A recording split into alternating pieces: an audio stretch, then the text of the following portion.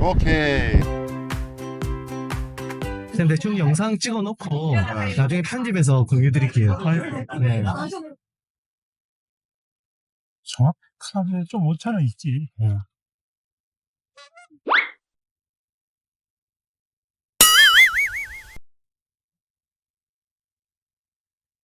작년부터 추석을 함께 보내고 있는 안드로메다님, 그리고 함께 수없이 여행한 카이저님을 모시고 9박 10일간의 동티벳 투어를 시작합니다. 2025년 10월의 중국 국경절은 추석 연휴가 겹쳐 있습니다. 시간 내기가 쉽지 않았던 두 분은 결국 많은 인파가 몰릴 것을 각오하고 국경절 연휴로 여행 일정을 잡았습니다. 여행 일정은 총 9박 10일로 다음과 같습니다. 일정에 대해 간략하게 말씀드리면 동티베트 9박 10일의 하이라이트는 공가산 러또만인 2박 3일 트레킹입니다. 그리고 문화 탐방으로는 도강원과 삼성퇴 박물관이 있습니다. 본 영상에서는 2일차 사천성의 수도 정도에서 차마고도의 대표적인 차 생산지 몽정산을 거쳐 캉딩까지 이동한 내용을 담았습니다. 사천성은 겨울이면 해를 보기가 특히 어려운데 늘 안개가 끼고 비가 오는 날씨가 계속됩니다. 오죽하면 사천에게는 해를 보면 짓는다 라는 말이 생겼을까요? 꼼꼼하고 늘 계획적이신 안드로메다님은 출발 한 달 전부터 일기예보를 매일 확인하셨고 매일 비예보를 보고 절망, 포기, 낙담을 하셨습니다. 하지만 희망을 잃지 않으시고 몽정산 감노사에서 그분께 향을 피워 올리셨고 이후로는 10점 만점에 100점 날씨가 계속됐다는 후문입니다. 한국의 무당수가 50만 명이 넘는 이유이기도 하겠죠. 차마고도 말 그대로 차와 말을 교역하던 옛길 정도로 해석을 할 수 있겠습니다. 보통 차마고도라고 하면 운남성을 많이 떠올리시는데 경제 규모나 환경을 봤을 때는 사천성 차가 티베트 지역으로 더 많이 수입됐을 것으로 보입니다. 실제로 중국 지역의 차 발상지로 사천성 몽종산을 꼽으며 특산차인 몽종차는 서한 시기부터 시작됐다고 하니 2000년이 넘는 역사를 가지고 있습니다. 그러니 한잔하지 않을 수 없겠죠? 몽정차라고 통칭하지만 종류가 아주 많습니다. 몽정감로, 몽정석화, 몽정모봉, 장차 등등. 차 잎을 따서 어떻게 제조하느냐에 따라, 어떻게 발효하느냐에 따라 달라지는 건가요? 차를 주로 재배하는 곳이지만 몽종산은 사천성 3대 명산 중 하나로 등산이 가능합니다. 나는 전부 다 걷고 싶다. 그러면 10km. 조금만 걷지. 그러면 6km. 내일 굳이 공가산 트레킹 하는데 걸을 필요 있어? 그러면 마음 가는 만큼만 걸으시면 됩니다. 우리들은 내일 공가산 트레킹 시작하는데 굳이 많이 걸을 필요가 있을까요?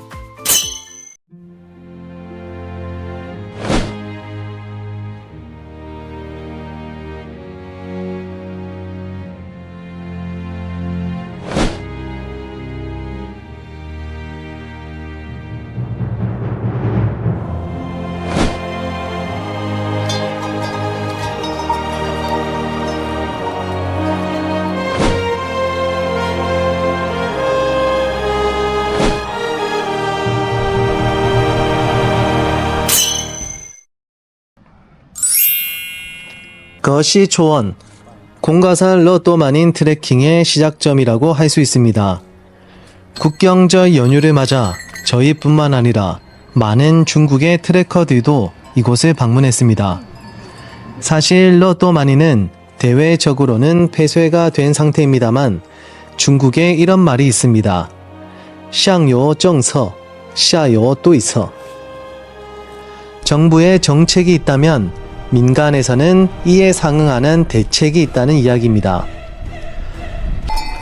扎实点嘞，扎实点嘞，加油！到哪里呢？营地，营地。营地，营地。 현지의 대책 덕분에 저희들은 아침도 먹지 못하고 호텔에 나서야 했습니다. 거시 초원에 도착해서야 준비해온 빵과 과일로 간단하게 요기를 했죠. 그나저나 안개 낀 날씨에 안개비가 조금씩 내립니다. 안드로메다님이 어제 몽정산 감노사에서 향을 올린 것이 효과가 없었던 걸까요? 그럴 리가요. 아직 해가 뜨지 않았을 뿐입니다. 거시 초원에서 홍석탄까지 걸어가는 도중 해가 뜨기 시작합니다. 해가 뜸과 동시에 어둠과 안개가 조금씩 걷히기 시작합니다. 안개가 걷히고 안개에 가려졌던 풍경들이 드러나면서 몽정산 감노사에서 피웠던 향의 효과를 체감할 수 있었습니다. 한국의 무당이 50만 명이 넘는 이유입니다. 저희들은 오늘 거시 초원 홍석탄을 거쳐 하르우체 야영지까지 약 13km를 걸어갑니다. 보통은 하르우체에서 2km를 더 올라간 상르우체에서 야영을 합니다. 하지만 상르우체는 해발이 4,350m로 대부분이 고소 증상을 호소합니다.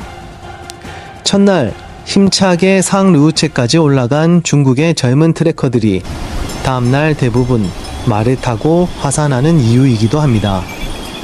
저희들은 4,000m 전후 하르우체에 야영을 했고 의도한 건 아니지만 가자봉이 눈앞에 떡 하니 자리하고 있었습니다. 첫날 우리들이 지나온 길, 눈으로 본 풍경들, 무슨 말이 필요하겠습니까?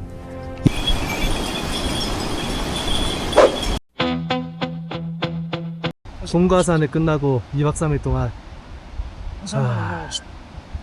그래도 부처님의 은공으로 좋은 날씨에 그렇지. 날씨가 진짜 네. 좋았어요. 별 무탈 없이 트레킹을 마치게 돼서 감사한 마음을 또 드립니다.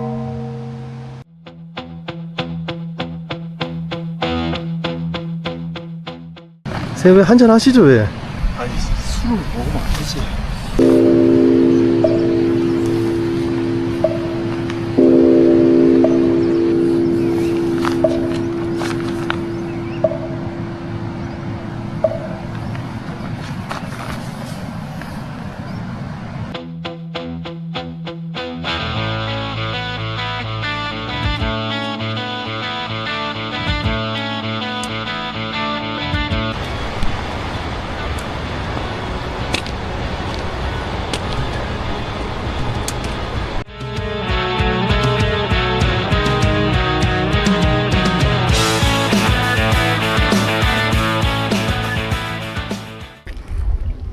지금 해발이 4,091m. 실제 저기 나오는 그 해발이랑 확실히 조금씩 차이가 있긴 해요. 차이가 있네. 예.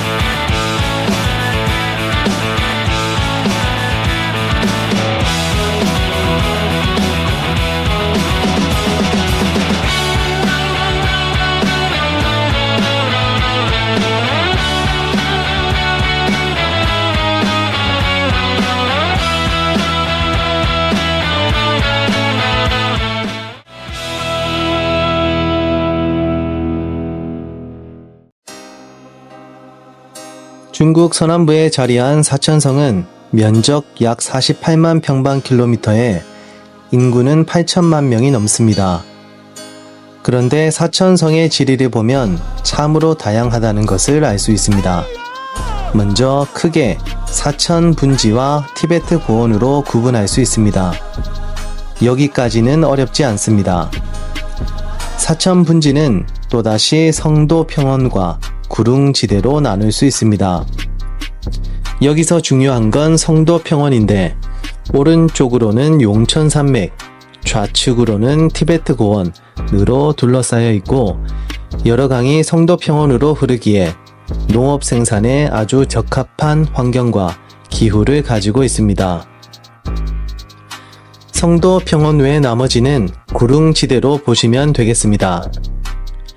계속해서 사천성 행정구역에 포함된 티베트 고원은 북서부의 고원지역과 횡단산맥으로 구분할 수 있습니다. 사천성 행정구역에 포함된 티베트 고원은 대부분 캄이라 부르는 횡단산맥에 속하지만 북서부 암도와 접한 지역은 4,000m 이상의 고원이 펼쳐져 있습니다. 영상들은 사천성 북서부 암도에 접한 4,000m 이상의 고원들입니다. 이런 고원 지역은 사실 암도의 범주에 넣는 것이 자연스럽습니다. 왜냐하면 운남성, 미얀마 등 남북을 분리하는 횡단산맥이야말로 캄의 진정한 모습이라 할 수 있기 때문입니다. 횡단산맥은 남북 방향으로 형성된 7개의 큰 산맥들을 말합니다. 이 산맥들이 남북의 교류를 끊어놓기에 횡단산맥이라 불립니다. 그리고 한국에서는 보통 동티베트라는 약간 모호한 개념을 사용하죠. 횡단산맥은 중국에서 가장 길고 폭이 가장 넓고 가장 젊은 산맥들의 모임이라고 할 수 있습니다. 시야를 조금 더 넓혀보면 250만 평방킬로미터인 세계의 지붕 동남쪽 한 켠을 차지하고 있습니다. 조금 더 자세히 살펴볼까요? 먼저 7개의 산맥들은 오른쪽부터 민산산맥, 치옹라이 산맥, 대서의 산맥, 샤루리 산맥, 망칸 산맥, 타니엔 타웡 산맥, 보슈라 리영입니다. 민산과 치옹라이산 사이에는 민강이, 치옹라이산과 대설산 사이에는 대도화가, 대설산과 샤루리산 사이에는 야롱강이, 샤루리산과 망캉산 사이에는 금사강이, 망캉산과 타니엔 타웡산 사이에는 란창강이, 타니엔 타웡산과 보슈라리영 사이에는 노강이 흐르고 있습니다. 이들 강 중 란찬강과 노강 외에는 모두 장강이 되어 동쪽으로 흐릅니다. 높은 산 사이 계곡지대에는 사람들이 모여 마을을 이루며 생활하고 있습니다. 보통은 반농 반목의 생업을 보이는데 차마 고도와 같은 상업 루트도 개발이 되어 있습니다. 이에 오지라는 말이 절로 나올 정도로 깊은 산골에 인구가 생각보다 많음을 느낄 수 있습니다. 타클라마칸 사막, 오아시스길에 점점이 박힌 도시 국가와 비슷하다고 할까요? 아무튼 산맥을 하나씩 살펴보면 민산 산맥의 최고봉은 설보정입니다. 한국 분들이 많이 가시는 구체구나 황룡을 가보신 분이라면 지나는 길에 한 번쯤 들어보셨을 겁니다. 설보정은 북쪽 암도와 캄의 경계 지역 도시인 송판에서 쉽게 접근이 가능하며 홀스 트레킹 등으로 유명세를 떨친 지역입니다. 다음으로 치옹라이 산맥, 명칭이 어려운데 한자 도금으로는 공래산이라고 합니다. 최고봉은 스꾸냥산의 막내입니다. 4명의 아가씨가 설산이 되었다는 전설을 간직한 이곳은 특별한 등반 장비 없이 5,000m급 설산을 오를 수 있기에 한때 한국의 많은 트레커들이 방문한 곳이기도 합니다. 다음으로 대설산맥의 주봉은 촉산의 왕이라고 불리는 공가산입니다. 횡단산맥에서 가장 유명한 트레킹 지역이자 7,000m가 넘는 웅장한 산이기도 합니다. 공가산 주변으로는 둘레길 트레킹이 가능하며 5월에서 10월까지 많은 사람들이 방문하여 트레킹을 즐기기도 합니다. 다음으로 샤루리 산맥의 최고봉은 거니의 신산, 망캉산의 주봉은 추마산, 타니엔 타웡 산맥의 주봉은 메리설산입니다. 메리설산이 횡단 산맥에 속한다는 것은 잘 모르셨죠? 마지막으로 7번째 보슈라리영의 최고봉은 차꺼시즈입니다. 정리를 하자면 7개의 산맥으로 이루어진 횡단 산맥은 폭이 약 700km, 길이는 약 900km에 달하는 광대한 산악지대입니다. 최고봉은 공가산으로 7000m가 넘으며 6000m 이상 되는 산도 30개가 넘습니다. 이에 횡단 산맥, 즉 동티벳에 가신다면 이 같은 기본적인 지리는 좀 알아두시는 것이 도움이 될 듯 싶습니다. 하나, 둘, 셋! 구시리! 고시래!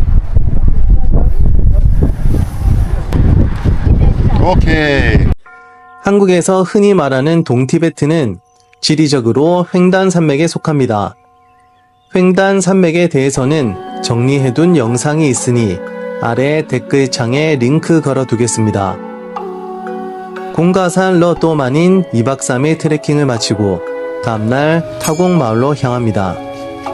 캉딩에서 타공 마을로 가는 길은 세 갈래 길이 있는데 첫 번째는 국도 318번 길을 통해 사진 작가들의 천국이라 불리는 신도교를 경유, 국도 248번 길로 방향을 바꿔 타공으로 가는 길입니다.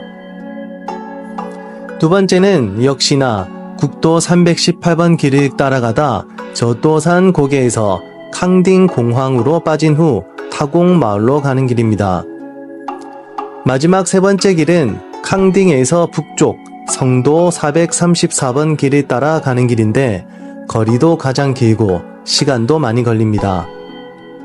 저희들은 두 번째 길을 이용했는데 하이라이트는 저도산 고개 전망대, 무야스 그리고 빠랑성두라 불리는 360도 전망대입니다.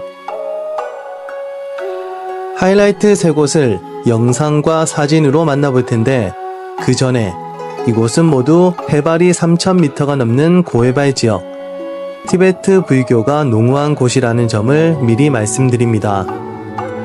먼저 저도산부터 보시겠습니다. 우리들에게는 한자 도금인 절다가 가독성이 좋지만 저도라는 이름이 장조거이기 때문에 저도로 쓰는 것이 사실 맞기는 합니다. 저도는 만곡이라는 뜻인데 저도산은 구분기에 많은 산 정도로 해석할 수 있겠습니다.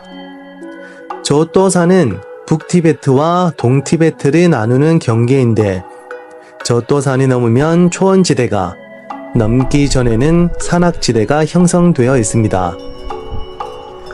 이에 중국어로 캄을 뜻하는 캉바의 제1관문이라고도 불립니다. 캉딩에서 저도산 고개 전망대까지는 차로 1시간 거리입니다. 다만 명절이나 공휴일에는 주차장이 만석일 경우가 많아 그냥 지나쳐야 하는 경우가 있기에 일찍 방문하시거나 아예 늦게 가시는 것이 좋습니다. 저희들은 느긋하게 출발했지만 부처님이 보호하사 무려 국경절 연휴임에도 불구하고 주차 자리가 있어 전망대를 들렀습니다. 티베트 지역에서는 보통 고개나 높은 지대에 타르초를 걸어둡니다. 마침 현지에서 타르초를 팔았기에 카이저님과 안드로메다님이 각자의 소망을 담아 저도산 고개에 타르초를 매답니다. 타르초. 영상을 보시는 분들 중에 혹시 성장기 시절 캡틴 플래닛이라는 만화를 보신 적 있는지요? 있다면 최소 90년대 이전 출생한 세대의 가능성이 높겠습니다. 아무튼 이 만화 주제가가 참 유명했는데 가사 중에 땅, 불, 바람, 물, 마음 갑자기 만화 이야기를 꺼낸 이유는 타르초가 5가지 힘과 관련이 있기 때문입니다. 참, 그 전에 장대에 경전에 매단 것은 룽다, 긴 줄에 형형색색 경전에 매단 것을 타르초라고 하는데 보통은 그냥 타르초라고 퉁칩니다. 세부적으로 보면 다르지만 우리는 간단하게 세로는 룽다, 가로는 타르초라고 보면 되겠습니다. 타르초에는 경전이나 만트라가 적혀 있는데 여기에 소망을 담아 고개 높은 곳에 달아두면 풍마와 함께 저 높은 곳까지 다 소망이 이루어진다는 뜻이 있습니다. 오케이. 티베트 지역에서만 볼 수 있는 토속 신앙과 결합된 형태라고 볼 수 있겠습니다. 본 주제인 캡틴 플래닛. 타르초는 보통 5가지 색인데 우주 5원소를 상징합니다. 이들은 각각 땅, 불, 구름, 바다, 하늘입니다. 설명은 이쯤 하고 영상을 보면서 저희도 함께 소망을 빌어봅니다. 고시래 아시죠? 하나, 둘, 셋. 구시리. 저 멀리 그분이 계신 곳까지 말이죠. 저도산 전망대에서 타르초를 매달며 소망도 빌었겠다. 편안한 마음으로 전망대 카페에서 밀크티를 한잔합니다. 법구경에서 마음의 평안보다 더 행복한 것은 없다고 했던가요? 지금 이 순간만큼은 그 말에 동감할 수밖에 없습니다. 저도산 전망대의 해발은 4298m. 함께한 카이저님이 밀크티 매니아가 되셨는데 도시에서는 쳐다도 안 보는 줘도 안 마시는 밀크티가 이상하게 여기서는 잘 먹힌다고 합니다. 참고로 공가산 러또만인 트레킹 할 때도 하루에 평균 밀크티 2잔씩은 꼬박꼬박 마신 것 같습니다. 아마도 몸에서 요구를 하는 거겠죠? 고해발 지역과 밀크티의 궁합이 나쁘지 않은 것 같습니다. 무야스. 티베트 지역에 관심이 있으신 분이라면 써다 오명불 학원이라는 곳을 들어보셨을 겁니다. 못 들어보셨다고요? 못 들어보셨어도 상관없습니다. 불교를 공부하는 교육기관이라는 것만 알아도 충분하니까요. 오명불이란 5가지 학과를 가르친다는 뜻인데 공예, 의술, 언어, 논리, 불교 경전을 말합니다. 그리고 저희들이 가는 곳이 바로 승려들의 교육기관인 써다 오명불 학원의 분점, 바로 무야스입니다. 스는 중국어로 사원이라는 뜻, 무야는 무야. 죄송합니다. 무야는 고대 현지 티베트 쪽 일파의 이름이라고 합니다. 장족어로 한자 도금인 모가 보다 무야라고 하는 게 맞을 듯 합니다. 무야족의 기원을 따져보면 염제, 강태공 등을 시조로 하는 강인과도 연관이 있다고 하는데 전혀 근거 없는 이야기는 아닙니다. 강인의 대표 문화는 마가요인데 약 5000년 전 황하 상류 황토 무야스는 타공 초원 위 야라셀산 아래에 위치하고 있습니다. 풍수지리의 문외한인 제가 보기에도 명당 중의 명당입니다. 야라살산의 해발은 5820m, 무야스의 해발은 3600m입니다. 무야스는 규모가 어마어마한 사찰인데 우리들은 대웅전과 승려들이 공부하고 있는 장소를 살짝 방문해 보았습니다. 여기서는 전문적으로 여행 사진을 찍고 있는 관광객들도 만날 수 있었는데 사찰도 그렇고 주변 풍경이 아름답기에 충분히 이해가 되는 장면이었습니다. 그나저나 인터넷 사이트에 무야스를 검색하면 겔룩파 사찰이라고 나옵니다만 써다 오명불 학원이 바드마 삼바바를 시조로 하는 닉마파이자 무야스가 분점인 것을 감안하면 틀린 설명이 아닐까 싶습니다. 실제로 대웅전에 들어가서 모신 불상들을 보니 가장 중심에 바드마 삼바바가 모셔져 있었습니다. 대웅전 내부를 세 바퀴 돌고 절 안에 방목하고 있는 야생 동물들과 어여쁜 여행객들의 사진을 찍어주고 있는 사람들을 뒤로 하고 저희들은 승려들이 수업을 듣고 있는 건물로 들어가 봅니다. 이런 특별한 장소와 시간들은 오래도록 기억에 남습니다. 혹여나 쫓겨날까봐 가슴 조마조마했지만 한켠에 자리 잡고 앉아 명상하고 있는 저희들을 신경 쓰는 모습은 아닙니다. 무슨 말인지는 모르겠지만 경전에 독송하는 듯한 목소리와 불교 느낌 가득한 건물 내부, 그리고 이들이 어우러져 만들어내는 냄새가 인상적입니다. 비록 짧은 시간이었지만 이런 게 여행 아닐까요?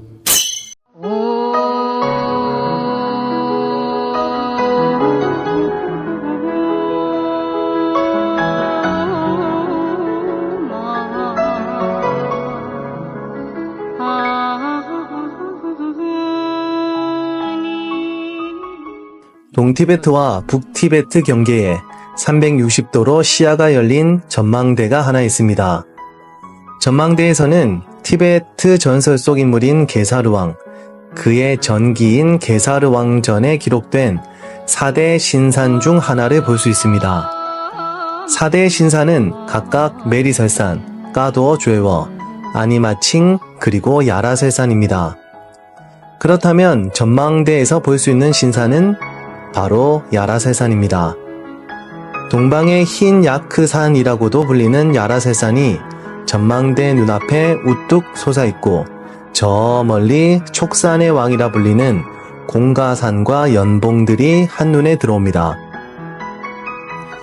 360% 즐기는 360도 전망대의 이름은 빠랑성두, 티베더로 빠랑은 젖소가 몸을 일으키다, 성두는 세 개의 강이 만나는 지점이라는 뜻을 가지고 있습니다.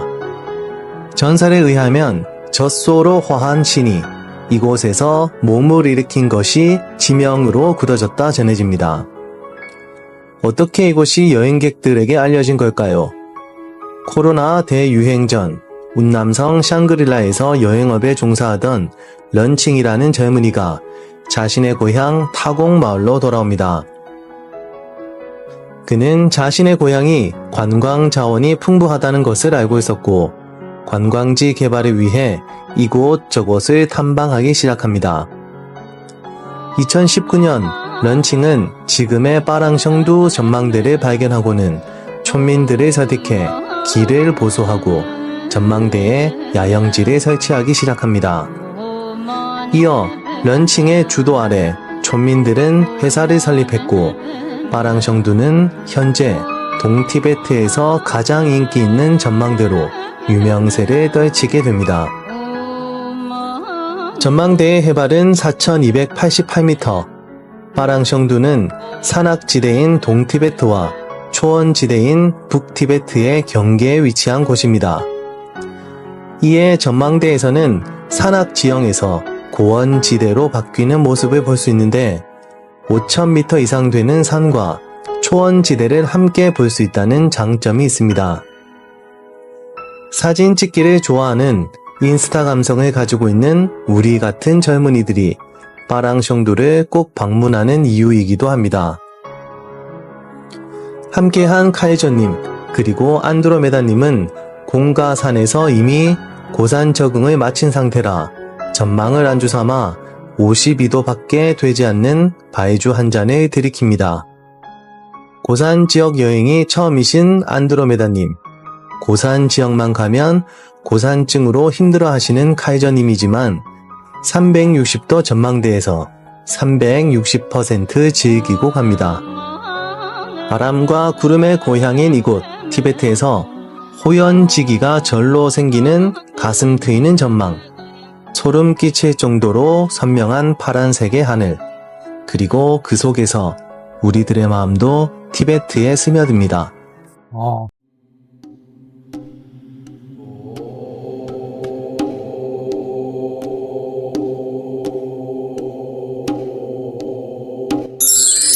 하공, 티베더로 보살이 좋아한다 라는 뜻입니다. 보살이 좋아하는 마을의 해발은 3,730m, 야심차게 타공 초원이 바로 눈앞에 보이는 호텔에 묵었지만 새벽부터 안개가 껴서 뵈는 게 없습니다. 하지만 보살님이 좋아하시는 장소답게 해가 뜨고 얼마 지나지 않아 깨끗하고 청명한 하늘이 모습을 드러냅니다. 인생도 무상이고 날씨도 무상입니다. 카이저님과 안드로메다님, 그리고 안드로메다님과 카이저님과 함께 오늘 방문할 곳은 타공사입니다. 타공사는 북티베트와 동티베트의 경계에 위치한 사카파 사찰입니다. 사카파는 쿠빌라이 때 최초로 몽골인의 국교로 채택된 티베트 불교의 한 종파입니다. 여담으로 사카파는 문수, 관음, 금강을 의미하는 홍, 백, 흑색을 주된 문양으로 쓰기에 화교라고도 불렸습니다만 현재 중국에서는 크게 종파 구분 없이 그냥 티베트 불교라 부릅니다. 사카파의 핵심 수행법은 도가법. 첫 단계는 자신의 악업을 파하고, 두 번째는 아집을 파하고, 마지막으로 장애가 되는 자신의 생각을 없애면 아는 것이 모두 지혜가 된다고 합니다. 저같이 우매한 중생은 평생을 수행해도 아득한 경지로 보입니다. 오늘 아침 타공 마을을 덮은 안개가 제 머릿속으로도 들어온 것 같습니다. 우리들은 저의 주위를 세 바퀴 돈 이후 타공사로 들어갑니다. 대웅전에는 사카파의 조사격인 팍파를 모시고 있습니다. 팍파는 쿠빌라이의 명으로 1268년 몽골어를 번역하기 위해 일명 팍파 문자를 발명한 고승이자 국사입니다. 쿠빌라이는 이 문자를 공식 문자로 지정해 반포했고 약 110년간 사용했다고 합니다. 세종대왕님이 한글 창제 당시 이 팍파 문자를 참조했다고도 하죠. 그러니 좀 억지스럽긴 하지만 타공사와 팍파, 그리고 팍파와 우리나라는 깊은 인연이 있다고 할 수 있겠습니다. 함께한 카이저님은 불교에 대해 아주 해박한 지식을 가지고 계셨습니다. 이에 제가 감히 아는 척을 하기 힘들었는데 자세히 살펴본 바 이날 카이저님이 제무이신에게 시주를 가장 많이 하셨습니다. 저도 곁다리로 시주를 함께 했는데 타공사 방문을 마치자 카이저님이 야크불로 만든 올해에 3개밖에 없다는 빗을 하나 선물로 사주셨습니다. 시주빨이 바로바로 먹히나 봅니다. 영상을 빌어 카이저님께 감사하다는 말씀 올리며 더불어 2026년에 재물운이 넘치시길 기원드립니다. 다시 본 주제로 돌아와 타공사는 7세기에 지어진 사찰로 전설이 하나 전해져 내려옵니다. 당나라의 공주였던 문성공주가 티베트 고원의 황제 송첸 간포에게 시집가며 타공사를 지나게 됐다고 합니다. 이때 라싸의 대소사에 모시려고 했던 12세 석가모니상 복제품을 타공사에 모셨다는 이야기가 있습니다. 물론 문성공주는 당번 고도를 통해 라싸로 들어갔기에 이 전설은 신빙성이 떨어지긴 합니다만 뭐가 됐든 앞전에 살펴본 무야스와 마찬가지로 타공사 역시 야라설산 아래에 위치해 있어 기운이 아주 실한 곳입니다. 무야스가 관광객들을 위한 그리고 승려들의 교육기관이라면 타공사는 불교도를 위한 성지라고 할 수 있습니다. 실제로 티베탄 불교도들이 타공사를 돌며 신앙심을 발휘하는 모습은 참으로 인상적입니다. 이런 신앙심을 경험한 덕분일까요? 함께한 안드로메다님은 약 260자로 된 반야심경을 외우기 시작하셨고 하루 만에 다 외우셨다는 후문입니다. 중요한 시험을 앞둔 시험생이 있다면 타공사로 보내셔도 좋을 것 같습니다. 보살님이 좋아하시는 곳이니 시험생들 역시 보호하사 하시지 않겠습니까?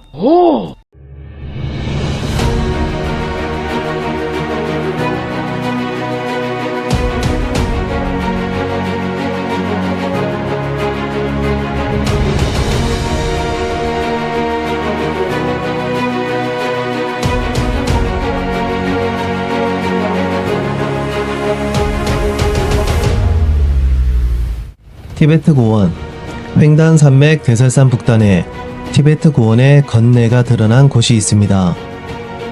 건네는 묵색 혹은 회색으로 남북 3km, 동서 2km 정도 드러내고 있습니다. 예전에는 현지 지명인 팔미가 이름에 붙어 팔미 토성림이라고 불렀으나 지금은 묵석공원이라 부릅니다. 묵석공원의 해발은 약 3,500m. 그냥 지나가려고 해도 길 옆으로 보이는 오묘하고도 이질적인 느낌의 암석들이 우리들의 발걸음을 멈추게 합니다. 묵석공원에 대해 검색을 해보니 계절, 온도, 햇빛 등에 따라 보이는 색깔이 다르다고 합니다. 봄과 가을에는 옅은 회색 및 파란색, 여름에는 흑색, 겨울에는 신비로운 파란색을 띈다고 하네요. 왜 그런 거지? 궁금해서 조금 더 찾아보니 묵석공원의 암석들은 칼슘염이 풍부해서 공기 습도에 따라 색이 달라진다고 합니다. 그래서 변색 성림이라고도 불린다네요. 뭐 아무튼 두 분의 선생님과 함께 묵석공원 산책을 나섭니다. 4,000m대 후반까지 공과산을 트레킹하고 3,000m 중후반대 타곡마을에서 놀다가 3,000m 중반대 묵석공원으로 내려오니 발걸음이 가볍습니다.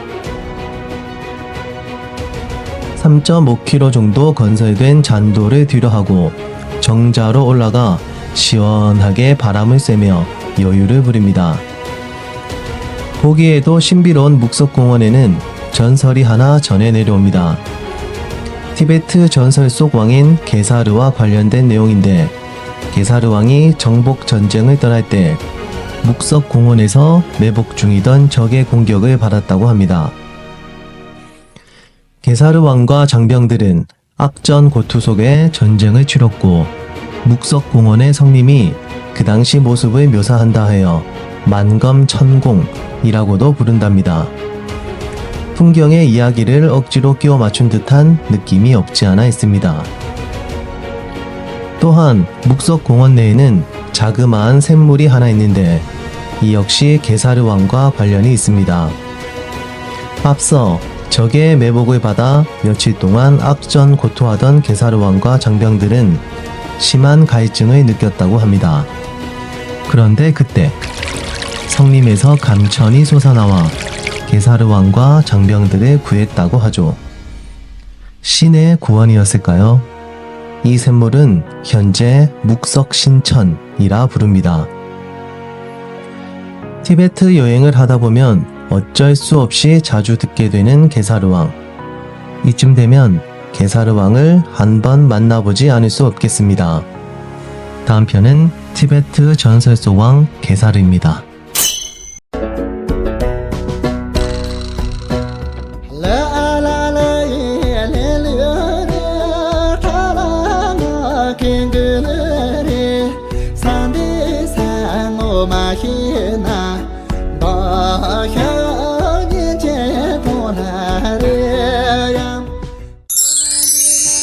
전설 속 왕인 게사르가 실존 인물인지 아리송한 부분이 많습니다.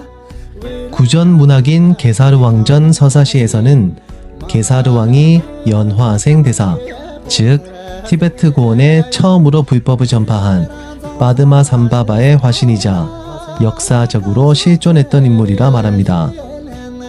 서사시에 따르면 게사르 왕은 1038년에 출생했다고 전해지며 당송식이 티벳과 중국 측 사료에 나오는 영국의 왕이라 여겨집니다. 동티베트와 북티베트의 경계에 위치한 마을이 하나 있습니다. 마을의 이름은 어쯔향. 어쯔향의 옛 이름은 떡마인데 영국의 수도라고 여겨지는 곳입니다. 티베트 고원을 최초로 통일했던 토번국이 무너진 후 티베트 고원에서는 춘추 전국 시대가 펼쳐집니다. 이때 영국의 세력이 가장 컸다고 합니다. 게사르 왕의 본명은 죄루, 1038년 장강 상류에 위치한 사천성 덕격현 아수라는 곳에서 태어났습니다. 물론 영국의 세력에 포함되는 곳이며 앞서 말한 영국의 수도 어쯔향에서는 약 100km 떨어진 곳입니다. 죄루, 즉 게사르 왕은 티베탄들이 즐기는 경마 대회에서 우승한 후 16세의 왕으로 추대됩니다. 어떤 전후 사정이 있었는지는 모르겠지만 영국의 미래가 16세의 어린 왕의 손에 놓인 것이죠. 왕이 된 게사르는 경력적으로 150여 개의 크고 작은 부족들을 통합하고 지금의 사천성, 청해성, 감숙성이 만나는 곳에서 큰 나라를 세웠다고 알려져 있습니다. 게사르 왕은 북티베트에서 동티베트, 즉 남동쪽으로 세력을 확장했습니다. 유목을 생업으로 하는 북티베트 사람들이 반농반목의 동티베트 사람들을 자신의 세력 안으로 편입시킨 대서사시가 펼쳐지지 않았나 싶습니다. 그리고 그 이야기가 게사르 왕전으로 구전된 것으로 보입니다. 지리적으로 게사르 왕의 영국은 해발 4,000m 이상 고원이 펼쳐져 있고 말과 야크 등의 가축을 키우기 알맞은 환경을 가지고 있습니다. 이에 반해 계곡지대에 자리 잡은 동티베트의 부족들은 유목과 농업을 병행할 수 있었기에 상대적으로 인구가 많았고 경제도 북티베트에 비해 풍요로웠을 것으로 추측됩니다. 또한 동티베트는 산악지대이기에 방어에 유리했는데 게사르 왕은 열세를 극복하고 동티베트를 세력권으로 편입했기에 위대한 왕으로 지금까지 인정받는 것이 아닐까요? 정리하자면 게사르 왕의 활동 무대인 사천성과 청해성에서는 게사르 왕이 실존 인물이라 여기고 있으며 학계에서도 이를 인정하는 분위기입니다.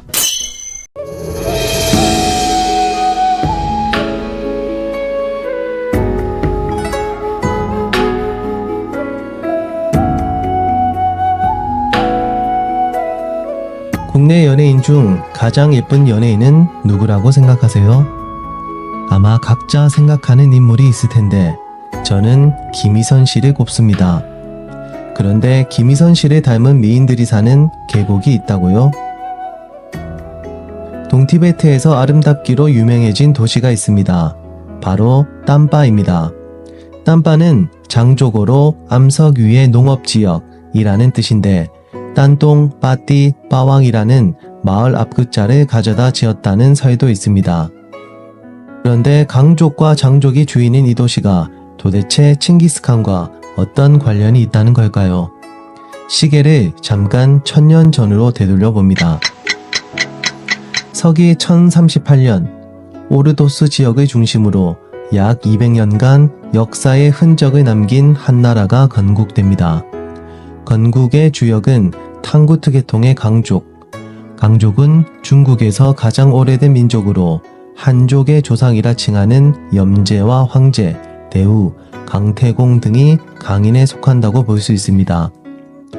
강이라 부르는 이 집단은 주나라, 진나라를 건국하기도 했는데 삼국지에서는 마초, 동탁, 광류 등이 강인 계통이라고 보시면 되겠습니다. 본 주제로 돌아와 1038년 오르도스를 중심으로 이원호라는 인물이 서하를 건국합니다. 이원호는 조상들이 그렇듯 유목민 기질이 다분했는데 잦은 출장으로 황후가 불편한 기색을 보이자 나는 강의 남자로 응당 마류에서 유명을 떨쳐야 하오. 당신 역시 강의 여자이니 이런 생활이 얼마나 즐거운지 이해해 주길 바라오. 이상 이라고 감히 이야기했다고 합니다. 물론 믿거나 말거나입니다. 전성기 시절 서하의 영역은 오르도스는 물론이요 하서회랑 지역과 황토고원의 대부분을 차지하게 됩니다. 북으로는 몽골고원, 동으로는 만주, 남으로는 중원과 티베트 고원, 서쪽으로는 지금의 신장 지역에서 위구르 제국의 이민 세력과 국경을 마주하게 되죠. 우기의 승천으로 기세를 올리던 서하가 멸망하게 된 가장 큰 원인은 바로 칭기스칸 때문입니다. 칭기스칸이 서방 원정을 하던 중 몽골에 대한 군사적, 경제적 원조 등을 하기로 약속했던 서하가 이를 어기자 칭기스칸은 서하를 공격합니다. 서하가 멸망하기 3일 전 칭기스칸은 육반산에서 숨을 거두었고 서하 역시 몽골에 의해 지도에서 지워집니다. 때는 서기 1227년이었습니다. 서하가 멸망하자 유민들 중 일부, 특히 왕족들은 고향을 찾아 남서쪽으로 내려갑니다. 그곳이 어디일까요? 네, 맞습니다. 바로 딴바입니다. 딴바가 아름다운 도시로 유명하긴 하지만 더 유명한 것이 있으니 바로 미인들입니다. 미인들이 산다고 미인곡이라고도 불렀는데 왕족의 후예들이었으니 그 미모가 얼마나 아름다웠을까요? 미인곡에 사는 미인들은 화장도 잘 하지 않고 화려한 옷과 장신구로 자신을 꾸미지도 않는다고 합니다. 더욱이 바람을 맞는 것도 뜨거운 햇볕 아래 노동하는 것도 두려워하지 않는다고 하네요. 이는 피부가 태생적으로 곱고 깨끗하기 때문에 힘든 노동과 열악한 자연 환경도 그들의 아름다움을 지우지 못하기 때문이랍니다. 백문이 불여일견이라고 직접 소문의 진위를 확인하러 갑니다. 미인곡은 대도하를 중심으로 형성된 계곡 마을을 일컫는 대략적인 개념으로 한 곳만을 특정하지는 않습니다. 저희는 그 중에서도 흑히 미인으로 이름난 빠띠향으로 이동합니다. 땀바현으로부터는 26km 떨어져 있고 이곳에서 다시 계곡을 따라 10km 정도 더 올라갑니다. 이 정도 오지는 돼야 소문의 진위를 확인할 수 있겠죠? 결론부터 말하면 소문은 사실이었습니다. 저희들은 구정에 맞춰 미인곡에 들어갔기에 외지에 나가 일을 하던 현지 사람들도 모두 돌아와 있었습니다. 마을에 하나밖에 없는 편의점에서는 김희선 씨를 닮은 여인이 담배를 팔고 있습니다. 순간 머릿속에 우리 동네 담배가게에는 아가씨가 예쁘다네 라는 노래가 자동 재생됩니다. 이러니 매년 10월 26일에서 28일 사이에 미인 대회가 열린다나 봅니다. 땀바에서 1시간 30여 분을 달려 도착한 미인곡. 마을에는 적들의 침입을 사전에 알리고 공격을 막고자 세운 조루라 불리는 망루가 세워져 있습니다. 횡단 산맥에서 민산, 치옥라이산, 대설산 지역에서만 보이는 랜드마크 같은 녀석입니다. 여담으로 조루는 크기가 크면 클수록 그리고 사각형, 오각형, 육각형 등 각이 많아질수록 세력이 크다는 것을 나타냅니다. 약 5,000년 전 황하 상류에 살던 강인이 남하에서 남긴 유산이라고도 하는데 증명하기는 어렵습니다. 외지에서 들어오는 차량이 신기했을까요? 마을 주민 여럿이 우리를 보러 나옵니다. 짜시떼레. 서로 간에 정다운 인사가 오가고 이런저런 질문들이 쏟아집니다. 여기는 찾아오기 힘든 곳인데 어떻게 왔어요? 고향이 어디예요? 쏟아지는 질문 하나하나 정겨운 시골 인심이 느껴집니다. 우리를 구경하러 나온 주민들 중에 유난히 인상이 좋고 우리를 친근하게 대해주던 아저씨가 한 분 계셨는데 알고 보니 마을의 촌장님이십니다. 촌장님은 예전에 이곳을 찾았던 한국 다큐멘터리 팀에 대해서 말씀을 해주셨는데 자기 집에 묵었고 해발이 높아서 고생을 많이 하고 갔다고 합니다. 그리고 마을에서는 묵을 곳이 자기 집밖에 없다고 우리를 끌고 갑니다. 집 안으로 들어서니 개 한 마리가 꼬리를 흔들며 우리를 맞이하고 곳곳에 매달려 햇볕에 의해 건조되고 있는 옥수수와 고기들이 제 눈에 스치듯 지나갑니다. 응접실로 안내받은 우리들은 촌장님이 주시는 차를 마시며 미인곡에 거주하는 지하롱 장족에 대한 설명을 듣습니다. 미인곡의 지하롱 장족은 장족의 한 일파로 오랜 시간에 걸쳐 이곳에서 뿌리를 내리고 살았다고 합니다. 해발 약 1800m인 땀바는 기후가 온난하여 전통적 생활 방식인 유목보다는 농업에 주로 종사한다고 합니다. 알겠고, 그래서 김희선이 어디에 있다는 건가요? 우리는 이를 확인하고자 눈치 없게도 4일간 미인곡에 머뭅니다. 그리고 앞서 말한 편의점에서 한번, 초대를 받고 간 결혼식에서 그 명성을 눈으로 직접 확인할 수 있었습니다. 그래서 김희선 씨가 어디 있냐고요? 직접 방문해서 확인해 보시길 바랍니다.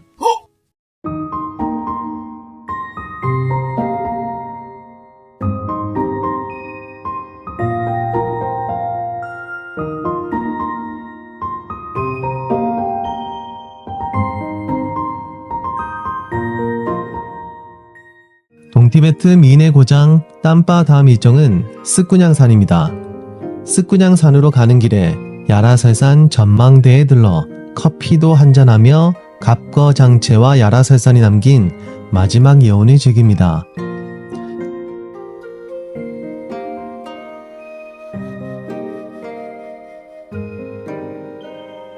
스꾸냥산, 스는 중국어로 사, 꾸냥은 아가씨라는 뜻입니다. 그러니 4명의 아가씨 산이라고 해석할 수 있겠습니다.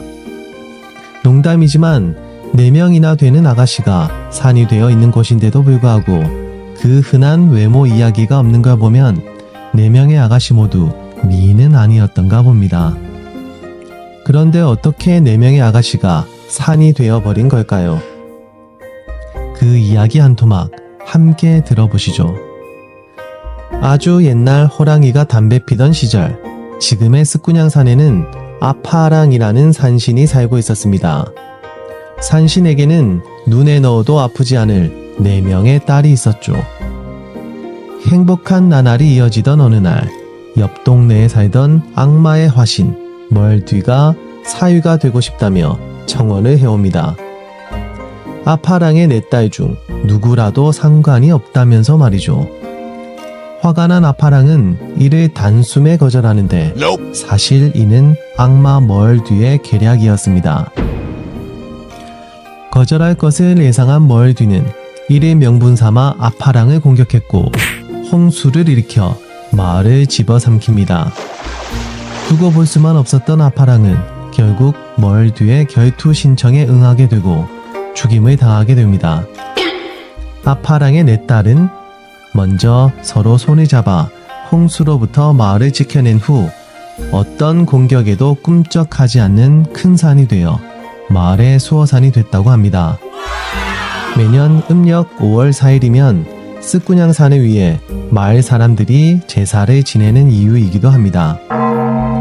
2025년 10월 10일 설산을 예상하고 갔던 저희들은 눈 없는 스꾸냥산을 바라보며 실망을 감출 수 없었습니다.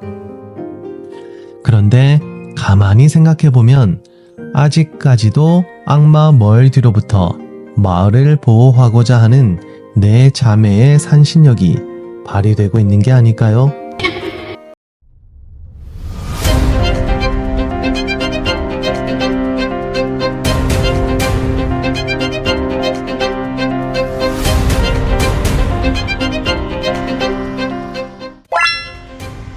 기원전 316년 전국시대 진은 파촉을 멸합니다. 그리고 2년 후 진나라 해문왕은 아들인 영통을 촉후로 삼고 진장을 측근으로 삼아 촉을 다스리게 하죠.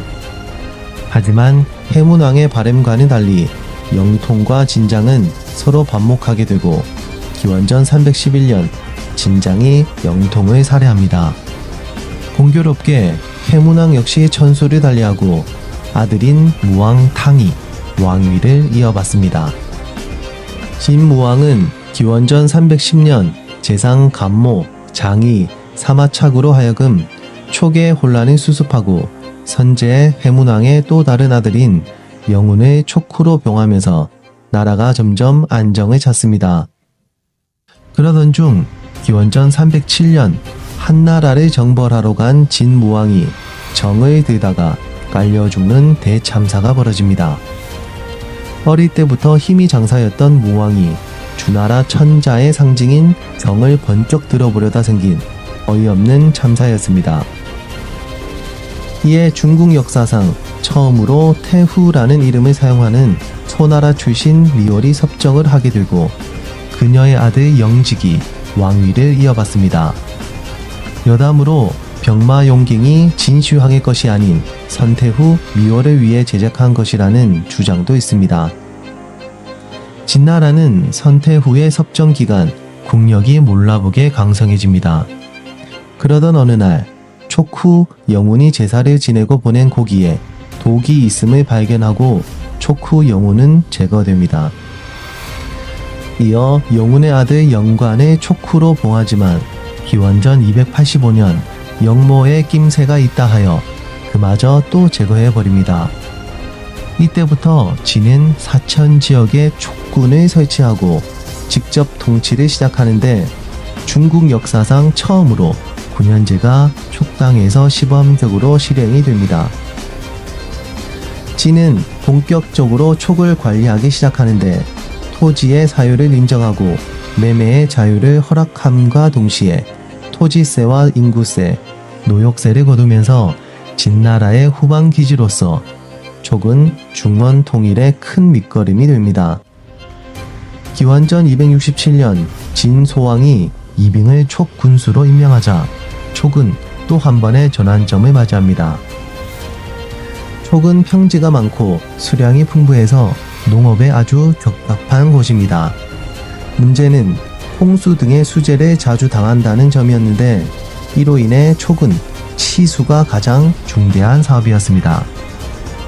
촉당으로 부임한 이빙은 수재가 발생하는 근본 원인을 찾기 시작합니다. 해발 3-4,000m의 송판에서 시작되는 민강이 좁은 계곡을 따라 급하게 흐르며 성도 평원까지 흘러내려오는데 해발 700m 부근에서부터는 유속이 완만하게 느려집니다. 유속이 느려지면서 물과 함께 휩쓸려 온 모래나 진흙, 돌 등이 강바닥에 쌓이게 되는데 결국에는 이것들이 물의 흐름을 막게 되고 강수량이 늘어나는 여름이나 가을에는 자주 범람하여 수해를 입혔습니다.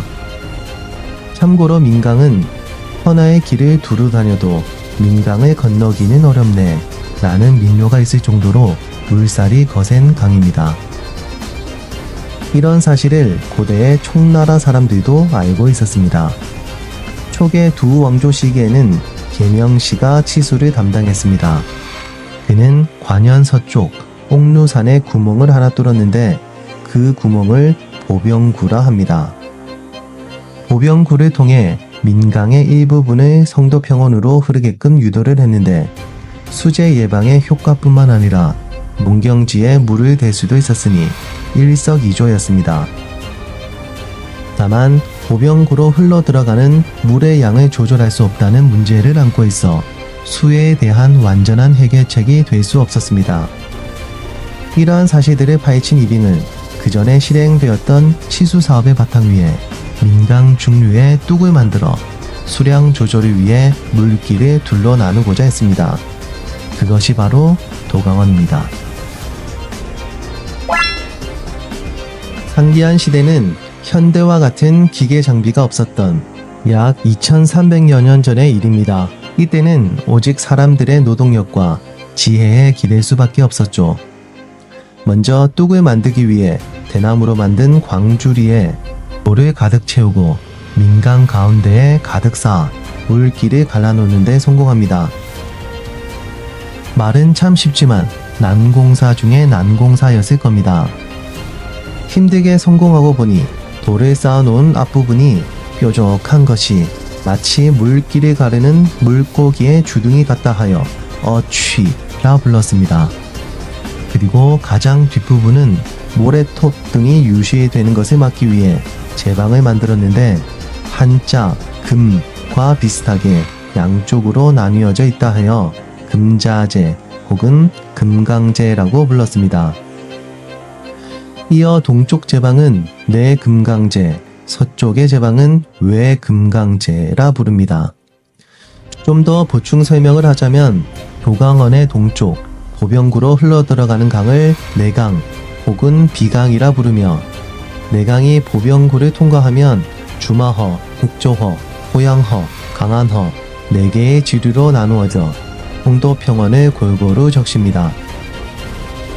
반대편 도강원 서쪽으로 흐르는 민강은 외강 혹은 검강이라 부르는데 후에 장강에 합쳐집니다. 도강원이 만들어지면서 성도평원 수에 대한 방비책도 만들어집니다. 하지만 내강으로 흘러들어가는 수량 통제에 대한 문제가 아직 남아 있었습니다. 이빙은 고심 끝에 동쪽 내금강제 아래에 새로운 제방을 쌓습니다. 비사언이라 부르는 이 제방은 내금강제보다 높이가 낮은데 민강의 수량이 많지 않을 때는 비사언을 따라 내강으로 물이 흐르지만 수량이 급격히 늘어나게 되면 비사언을 넘어 외강으로 넘쳐 흐르게끔 건축이 되었습니다. 참고로 가을수기에는 민강물의 60%가 내강으로 흘러들어가고 40%가 외강으로 흘러들어갑니다. 홍수기에는 그 반대가 되죠. 도강원은 만들어두면 알아서 기능하는 만능시설이 아닙니다. 민강을 둘로 나눠 물의 흐름과 수량을 어느 정도 조절하게는 됐지만 민강이 도강원보다 수위가 높아지면 그 기능 자체를 할 수가 없었습니다. 즉, 민강이 도강원보다 높아지지 않게 세심한 관리가 필요했습니다. 이에 이빙은 먼저 3개의 석상을 만들어 내강의 물속에 세워둡니다. 석상을 통해 수량의 변화를 꼼꼼하게 관찰하기 위해서였습니다. 또한 보병구의 석벽상에 1척씩 간격을 두고 모두 24개의 높이 표시를 해두었는데 이를 보고 민강의 수위가 높은지 낮은지 판단할 수 있게 되었습니다. 세계 역사상 가장 이른 시기에 만들어진 물 수위 측량 기술이었습니다. 이로써 모든 문제가 해결된 것일까요? 아닙니다.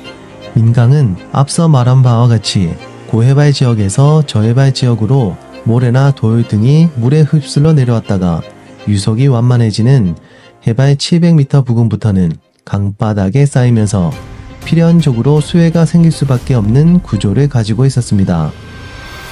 그래서 이빙은 매년 10월 하순 민강의 수량이 줄어드는 시기에 외강을 막아 내강 쪽으로 물길을 돌리고 외강 바닥 청소를 했습니다.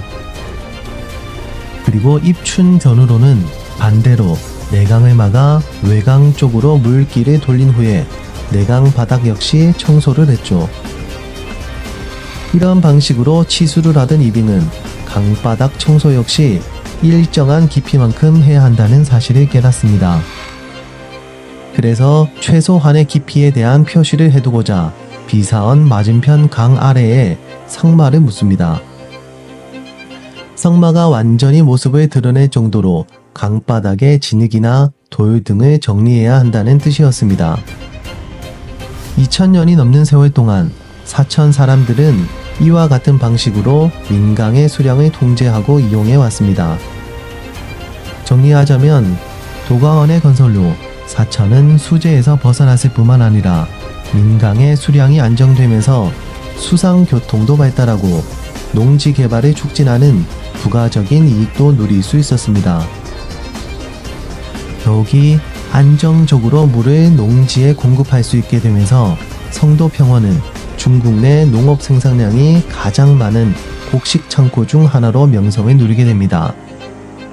그래서 하늘의 곡간이라는 뜻의 천부지국이라 불리게 됩니다.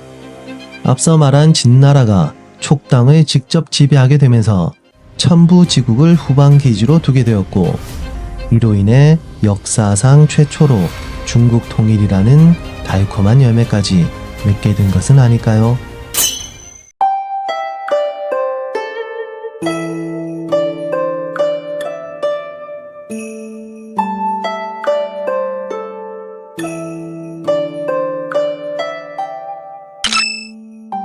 (1929년) 봄 광한의 무촌이라 불리는 한 경작지에서 대량의 고옥이 발견되었습니다.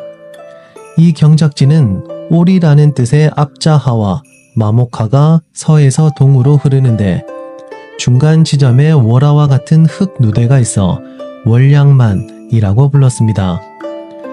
여기에 남쪽으로 3개의 원형으로 된 흙더미가 쌓여 있었는데 월화와 함께 있는 3개의 별 같다고 하여 현지 사람들은 삼성퇴라 부르게 되었습니다. 삼성퇴 유지는 1950년대부터 고고학자들이 발굴을 시작했는데 고고학계에 큰 충격을 던진 고촉국의 모습이 세상의 모습을 드러냅니다. 그리고 이 고촉국의 유지는 현지에서 부르는 이름을 빌려 삼성퇴 유지라 명명하였죠. 삼성퇴 유지에서 발견된 문화층은 1기부터 4기인데 1기는 4800년에서 4000년 전 신석기 시대 말기, 2기는 4000년에서 3600년 전 청동기 시대, 3기는 3600년에서 3200년 전 상나라 시기에 해당하는 삼성퇴 문화의 전성기, 4기는 3200년에서 2600년 전으로 상나라 말기, 주나라 초기에 해당하는 시기입니다. 사천에는 5명의 왕이 나라를 다스렸다고 하여 오왕치국의 전설이라는 이야기가 전해져 내려옵니다. 각각 잠총, 백관, 어부, 두, 계명인데 연대를 대입해보면 삼성퇴 유지의 1기는 두 번째 왕인 백관 왕조에 속하고 2, 3기는 어부 왕조, 4기는 어부 왕조에서 네 번째 왕인 두 왕조로 대체되는 시기에 속합니다. 유물을 살펴보면 1기는 2, 3, 4기와는 성격이나 형식 등이 확연히 다릅니다. 1기는 앞서 말씀드렸듯이 촉의 두 번째 왕, 백관에 해당하며 2, 3, 4기는 어부 왕조와 두 왕조에 속하는데 유물 등을 통해 세력의 형성과 전성기, 그리고 쇠락 등의 변화를 추측할 수 있습니다. 이쯤 되면 삼성퇴 유지의 기원이 어디일까? 라는 궁금증이 생깁니다. 삼성퇴 문명은 중원의 황하 문명과는 확연히 다른 것을 한눈에 확인할 수 있습니다. 이에 외계인설, 중앙아시아설, 인도설, 티베트설 등 다양한 주장이 제기되죠. 고고학적으로 살펴보면 삼성퇴 유지 주변을 흐르고 있는 압자하를 30km 정도 거슬러 올라가면 십방시가 나옵니다. 십방시의 개원교 유지는 성도 평원에서 가장 이른 시기 발견된 신석기 시대 유적입니다. 그런데 십방시의 유물들이 낯설지가 않습니다. 그렇습니다. 삼성퇴 유지 1기에 해당하는 유물과 십방시의 유물들이 같은 형식, 같은 재질, 같은 방식으로 제작된 토기로 보입니다. 이를 미루어 추측해보면 십방시에 거주하던 집단이 강을 따라 삼성퇴로 이동했고 더 큰 세력으로 발전한 것으로 보이죠. 그렇다면 십방시의 사람들은 어디에서 온 것일까요? 성도 평원, 좀 더 확장해서 사천 분지 주변으로 십방시 개원교 유지의 기원이 될 만한 유적지가 있는지 살펴봅니다. 있습니다. 바로 민산의 강족도시 마오현에서 발굴된 영반산 유지입니다. 사천을 다스렸다고 하는 5왕 중 첫 번째에 해당하는 잠총과 관련 있는 지역이기도 합니다. 영반산 유지에서 발굴된 토기와 십방시에서 발굴된 토기입니다. 전문가가 아닌 우리들의 눈으로 봐도 한 가족입니다.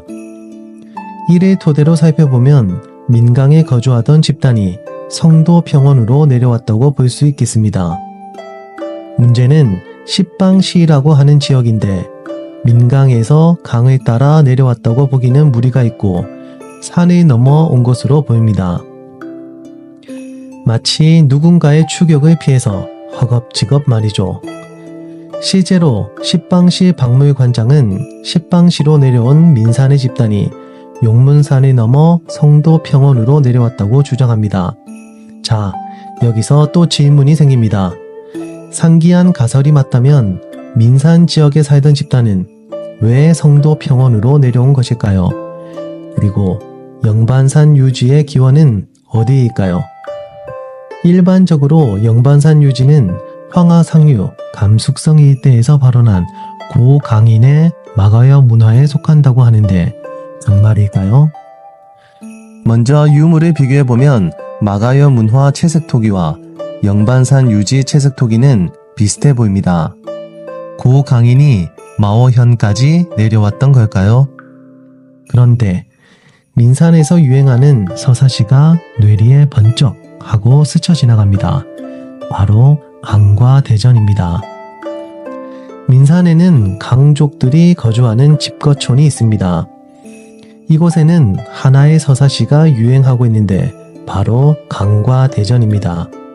과는 민산 일대에서 일찍이 거주하던 토착민을 일컫는데 총칭은 과기인입니다. 서사시에 따르면 과기인은 두 개의 눈 모두 세로로 나 있고 키는 작고 왜소하며 기이한 꼬리가 나 있었다고 합니다.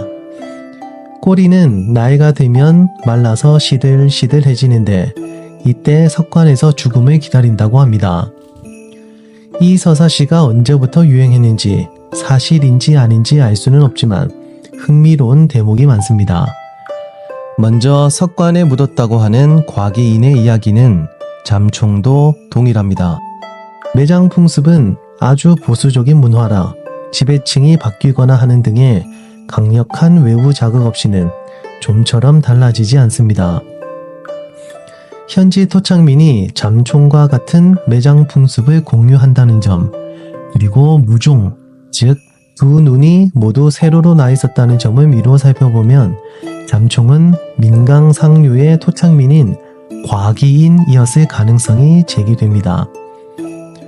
과기인은 북쪽에서 남하한 강인에 의해 쫓겨나 성도 평원이나 다 다른 지역으로 도망하였을 수도 있는데 사실이라면 십방시 개원교 유지의 유물과 민강상류 마오현에서 발굴된 영반산 유지의 유물이 왜 한 가족인지 설명이 됩니다. 중국의 유명한 고고학자인 봉은정은 과기인은 옛 사료에서 보이는 저이며 강과 저는 조상은 같으나 거주지가 다르다 라고 이야기합니다. 현재의 저는 대부분 장족화가 되어 옛 과거의 흔적을 찾기는 어렵습니다. 그런데 사천성의 평무, 구체구, 그리고 감숙성 문현 일대의 백마장족은 자신들이 저의 후예라 주장합니다. 자신들의 저인, 즉 과기인의 후예라고 이야기하는 근거는 현재까지 이어져 내려오는 탈입니다. 탈에 묘사된 얼굴은 높은 콧대와 뒤집어진 화염 모양의 눈썹, 그리고 특출나게 돌출된 안구는 종무로 왕이 됐다는 전설 속 왕인 잠총을 묘사하는 것이라 합니다. 즉 삼성퇴에서 출토된 종무 대면구와 달이 모두 잠총을 상징하기에 백마장족 자신들이 과기인의 후예라 주장하는 것입니다. 정리하면 민강 지역에 살던 현지 집단이 북쪽에서 남하한 강인과 전쟁을 치렀고 전쟁에 패하면서 강인에 비해 성도 평원으로 내려왔다고 볼 수 있겠습니다.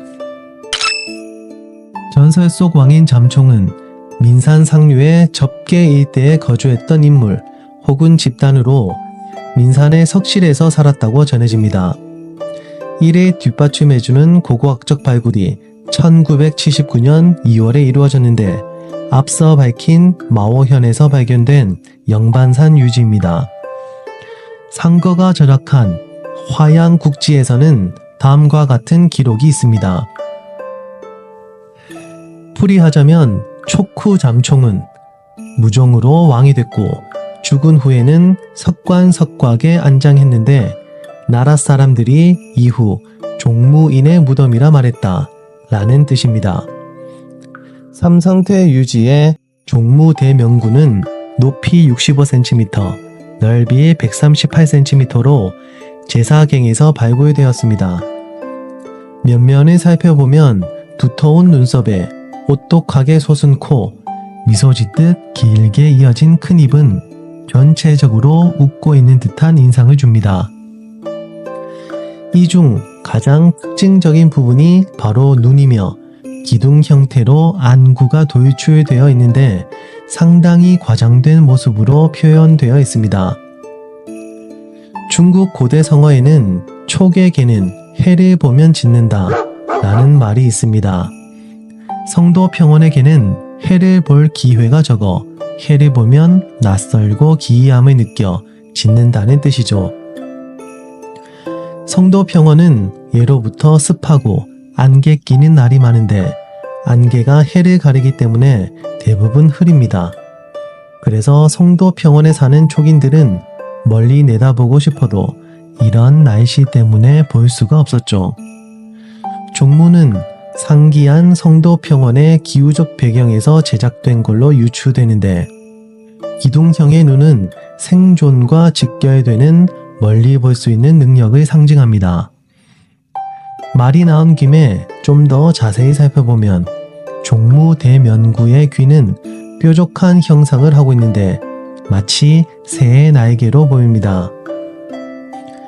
고대인이 보기에 천공을 나는 새는 멀리서 나는 소리, 심지어 신령의 지시도 들을 수 있다고 여겼습니다.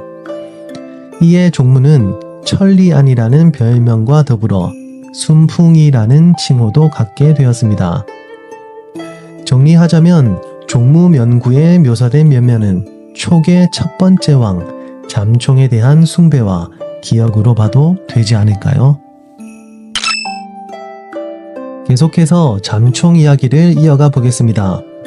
잠총이라는 한자를 보면 잠은 누에를, 총은 모이다, 무리, 군집하다 라는 의미를 가지고 있습니다. 말을 좀 풀어보자면 누에를 모아 사육하고 고치를 생산했던, 즉 양잠과 관련된 인물 혹은 부락을 뜻하는 것으로 추정됩니다. 사실이라면 잠총은 누에를 쳤던 인물 혹은 부락으로도 볼 수 있는데 양잠을 하려면 당연하지만 뽕나무가 필수적으로 있어야 합니다. 고대 사천 지역에 뽕나무가 있었을까요? 사천에서 절약된 것으로 보이는 산해경에는 다양한 신화가 기록되어 있습니다. 그중 동방의 바다에 부상수가 있었다고 합니다. 부상수란 드구르의 뽕나무가 서로를 의지하면서 자란 것을 말하는데 태양의 여신 희화는 자신의 아들인 금조를 마차에 태우고 천상으로 쉽게 데려갈 수 있게 만든 일종의 교량이었습니다. 태양의 신인 희화는 10명의 금조를 낳았는데 금조들은 양곡이라는 뜨거운 물에서 몸을 씻고 매일 교대로 부상수에 올랐습니다. 즉, 한 명의 금조가 부상수에 오르면 나머지 금조들은 부상수 아래에서 기다렸다가 자신의 차례가 되면 부상수에 오르는 시기였습니다. 부상수를 떠난 금조는 하늘을 한 바퀴 돌고 다시 부상수로 돌아오는데 동쪽에서 해가 뜨고 서쪽으로 해가 진 후 다음날 다시 동쪽에서 해가 떠오르는 것을 본 고대인의 태양에 대한 인식을 엿볼 수 있습니다. 그런데 어느 날 10명의 금조는 자신의 차례를 기다리지 못하고 한꺼번에 부상수에 오르게 됩니다. 그러자 지상에서는 10명의 금조가 내뿜는 열기에 땅이 쩍쩍 갈라지고 가뭄이 들었습니다. 또한 많은 사람들이 뜨거운 햇볕에 눈이 멀자 당시 임금이었던 요는 허겁지겁 천신인 제준에게 도움을 요청합니다. 천신 제준은 궁수의 신 이해를 파견했고 이해는 9개의 태양을 화살로 쏘아 떨어뜨리니 이때부터 세상에는 하나의 태양밖에 남지 않았다고 합니다. 삼성퇴 유지에서는 상기한 신화를 묘사한 유물이 발굴됩니다. 바로 청동신수입니다. 청동신수는 높이 3.96m, 무게는 180kg에 달합니다. 신수는 세 부분으로 구분되어지는데 각 부분에는 3개의 가지, 그리고 가지마다 한 마리의 새가 앉아 있는데 모두 9마리입니다. 가지에 앉아있는 새의 형상을 보면 모두 하늘로 날아오르고자 하는 욕망이 가득합니다. 이와 같은 청동신수의 묘사는 산해경에 기록된 희화 신화와 놀랍도록 흡사합니다. 그런데 삼성퇴 유지에서 발견된 것은 이뿐만이 아닙니다. 양잠의 결과물이라고 할 수 있는 탄화된 천조각도 발굴이 됩니다. 사천 지역에서는 한나라 이전의 실크는 발견된 적이 없어 자체적으로 양잠을 했다는 주장을 뒷받침하지 못했었죠. 하지만 삼성퇴 3, 4갱도에서 드디어 천의 흔적을 발견하게 되고 사천 지역에서 자체적으로 양잠을 통해 실크를 생산했다는 증거를 확보하게 됩니다. 뽕나무는 원산지가 온대, 아열대 지방인데 삼성퇴 유지에서 보이는 코끼리 상하의 출토수와 식물 분석 등을 살펴보면 약 4, 5천 년 전의 사천 지역은 지금보다 온도가 훨씬 높았다고 합니다. 그렇다면 사천 지역에서도 뽕나무가 서식하지 않았을까요?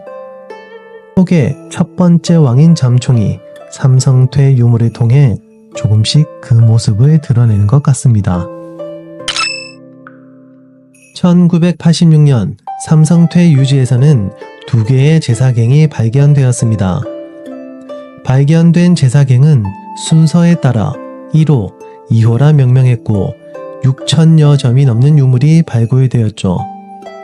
출토된 유물은 대부분 청동기였는데 분석해본 결과 2가지의 특징이 나타납니다. 첫 번째는 짧은 시간 내에 집중해서 주조했다는 것.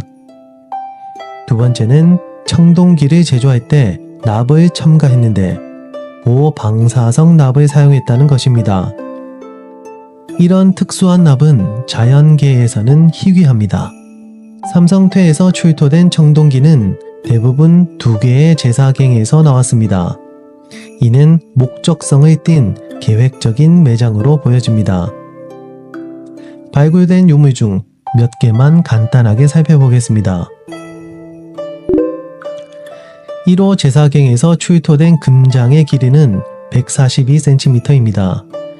중심이 되는 목재는 이미 썩어 없어졌고 표면을 둘러싼 금이만 남아 있습니다. 황금은 지금은 말할 것도 없고 고대에도 아주 값나가고 고귀한 물건이었습니다.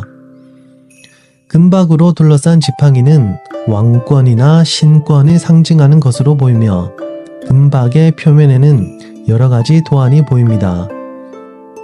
자세히 살펴보면 얼굴상, 새, 화살, 물고기 형상의 도안이 있음을 알 수 있는데 이는 수렵을 중심으로 한 파인을 떠올리게 합니다.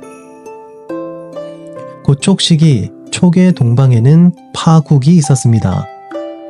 사천의 중부와 동부는 구릉지대인데 파인은 산과 물에 의지하여 살았죠. 고촉의 세 번째 왕인 어부는 꼬기와 새의 조합으로 이루어진 한자인데 학자들은 어부가 파인이라 여깁니다. 사실이라면 어부는 성도 평원으로 서천한 파인이라는 이야기가 됩니다. 새 대가리 손잡이 역시 학자들은 어부왕을 상징하는 것으로 여깁니다. 새 역시 파인의 토템이자 유물에 자주 나오는 주인공입니다. 다시 말하지만 어부라는 한자는 물고기와 새의 조합입니다. 어부는 어떻게 초강이 되었을까요? 정복? 융합? 현재로서는 알 방법이 없습니다. 다만 이때가 삼성퇴 문화의 전성기라는 점은 유물을 놓고 보면 의심할 여지가 없습니다. 2호 제사갱에서는 옥장이 발견되었습니다. 옥장의 표면에는 5부분으로 구획된 도안이 보이는데 도안의 모습은 다음과 같습니다. 3인이 서 있는 모습, 평평한 관을 쓰고 있고 귀걸이를 하고 있습니다. 짧은 도포를 입고 있으며 손은 명치 부분에서 나란히 모으고 있는 형상입니다. 그리고 끝이 위로 들려있는 신발을 신고 있네요. 두 산이 나란히 솟아있고 그 가운데에 부호 혹은 제사대가 보입니다. 고는 문, 산채 등이 어울린 문양입니다. 활 모양의 모자를 쓰고 무릎을 꿇은 자세인데 이어 살펴볼 청동인상과 비슷하고 무당 혹은 제사장으로 보입니다. 두 산이 나란히 우뚝 솟아있고 양쪽으로 하나씩 옥장이 있습니다. 출토된 이 옥장은 제산도옥장이라 부르며 삼성퇴에서 발굴된 유물 중 제사를 묘사하는 가장 생동적인 유물로 알려져 있습니다. 삼성퇴에서 출토된 청동인상은 머리 스타일에 따라 두 가지로 나눌 수 있습니다. 첫 번째는 머리를 핀 등으로 고정시킨 스타일, 두 번째는 따은 머리 스타일입니다. 비녀나 핀 등으로 고정시킨 머리 스타일은 수량은 적지만 지위가 높은 것으로 보입니다. 학자들은 고정 머리 스타일을 한 청동인이 제사 등을 관장하는 종교적 지도자로 보며 따은 머리 스타일의 청동인은 왕족이나 귀족으로 보고 있습니다. 삼성퇴에서 석조인상도 발굴이 되었는데 각 신체의 묘사와 비율은 사람들로 하여금 감탄을 자아내게 합니다. 그런데 눈이 아예 묘사가 되어 있지 않습니다. 깜빡한 것이 아니라 일부러 이렇게 묘사했다고 보이는데 자태를 살펴보면 무릎을 꿇고 있고 양손은 등 뒤로 묶여 있습니다. 곽말약의 노광사회에 따르면 서주시대 청동 명문 중에 민과 망의 갑골문은 같다고 합니다. 앞서 살펴본 청동 명구에서의 눈은 과장되고 아주 크게 묘사가 되어 있습니다.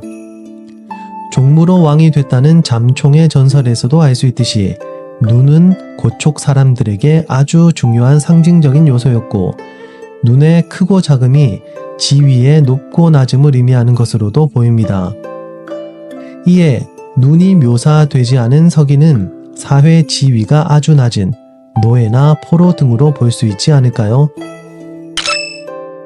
청동 면구의 가장자리 4곳에 뚫린 구멍은 제작한 후에 뚫은 것으로 추정됩니다. 이는 청동 면구를 제작한 장인들이 삼성퇴인들의 사용 목적을 이해하지 못했던 것은 아닐까요? 삼성퇴 유지에서 초기 청동기 사용을 증명하는 유물의 흔적은 발견되지 않습니다. 이는 어떻게 해석해야 할까요? 청동기를 외래 문화의 유입으로 봐야 할까요? 만약 어부가 파인이라면 파 지역에서도 이에 상응하는 청동기 제작이 이루어졌다고 봐야 하는데 없는 걸까요? 아니면 아직까지도 발굴이 되지 않은 걸까요? 이런저런 몇 가지 의문을 남기고 동티베트 9박 10일의 마지막 일정 여기서 마무리합니다.